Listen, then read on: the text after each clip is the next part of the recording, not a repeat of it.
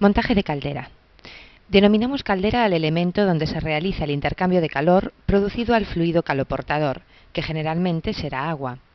La producción de calor se realiza por la combustión de un combustible en la parte de la caldera llamada hogar o cámara de combustión. En la caldera, la transmisión de calor se efectúa de tres maneras: por conducción, a través del interior de los materiales sólidos o cuando la llama toca las paredes del hogar. Por convección, existe tanto en el circuito de humos como en el del agua. Por radiación, que se produce en el hogar desde la llama a las paredes del mismo.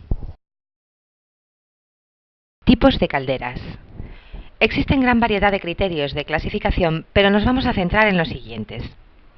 Según su colocación o ubicación, veremos calderas murales, calderas de pie. Según el combustible empleado, veremos calderas para combustibles líquidos, calderas de gas. Según sea la salida de humos, veremos caldera atmosférica o de tiro natural, de tiro forzado, caldera estanca. Según el servicio que dan, tenemos para calefacción, para agua caliente sanitaria y mixta.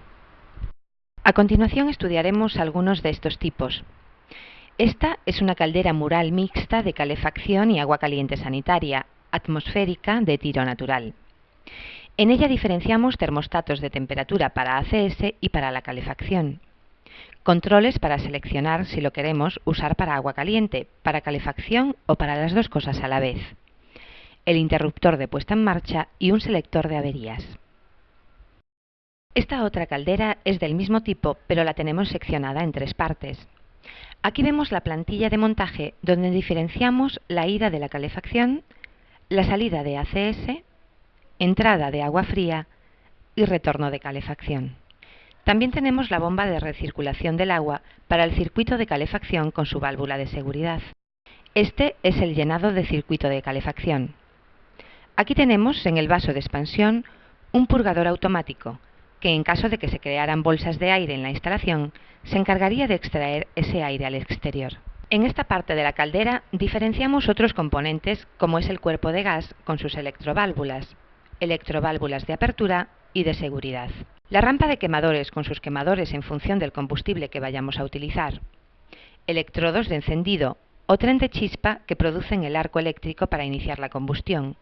Y electrodo de ionización, que es el que se encarga de dar la orden de cortar el paso de combustible en caso de no detectar llama. También diferenciamos el intercambiador de calor y la campana o salida de humos, que al ser de tiro natural, el diámetro de salida es mayor. En el intercambiador de calor diferenciamos varias tomas en las que vemos la impulsión de la calefacción, la salida del intercambiador, el retorno de la calefacción, la entrada de agua fría y la salida de agua caliente sanitaria. En esta parte de la caldera vemos el cuadro de control y las conexiones eléctricas, el selector de puesta en marcha, termostato de calefacción, termostato de ACS, manómetro de presión del circuito de calefacción y una serie de controles de temperatura y mantenimiento.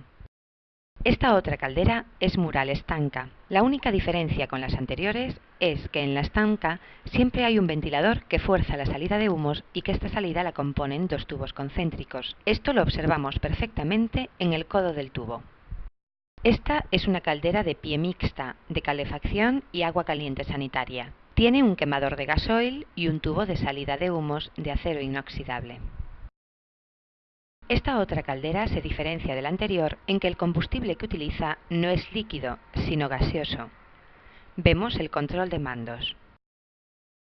Esto es un grupo térmico con quemador de gasoil, el hogar de la caldera, la selección de controles con su termostato de calefacción y agua caliente, el selector de puesta en marcha y un acumulador de ACS en el cual diferenciamos un circuito primario y otro secundario, en el cual entra el agua fría de la red y después de haber absorbido el calor, sale el agua caliente de consumo. Aquí tenemos otra caldera de pie con quemador de gasóleo. Vemos la selección de controles. En ella destacamos el hogar de la caldera con sus estrías en donde se introduce el cañón del quemador. Montaje de una caldera mural. Para la instalación de una caldera necesitamos una plantilla de montaje. En esta plantilla diferenciamos entre la ida de calefacción, salida de agua caliente sanitaria entrada de gas, entrada de agua fría y retorno de calefacción. Una vez colocada la plantilla en la pared a la altura deseada, procedemos a montar la caldera. Luego habrá que hacer las conexiones con el resto de la instalación.